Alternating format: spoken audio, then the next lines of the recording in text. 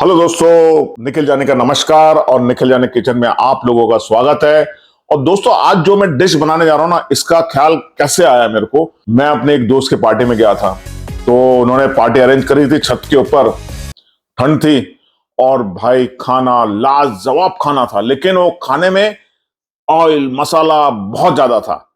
तो वो मैंने देखा कि पार्टी में मसालेदार खाना, फिर बाद में बहुत सारा करना, तो ये मसालेदार खाने से क्या होता है, कई बार एसिडिटी भी हो जाती है, हेल्थ के लिए भी अच्छा नहीं है। तो वहां मैंने सोचा यार, क्यों नहीं मैं अपने जितने भी सब्सक्राइबर है, मेरे दोस्त है, जो आप मेरे साथ जुड़े हुए, आप मेरी फैमिली है, तो उन लोगों के लिए ऐसा एक नाश्ता बनाओ जो सुबह भी खा सकते हो, शाम को भी खा सकते हो, डिनर में भी कर सकते हो, लंच में भी कर सकते हो और ब्रेकफास्ट में भी कर सकते हो। और बिल्कुल हल्का फुल्का नाश्ता और एकदम नया तरीके का नाश्ता।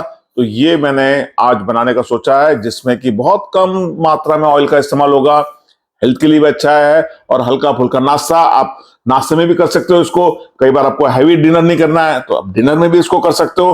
तो चलिए आज बनाते हैं हम हल्का फुल्का नाश्ता।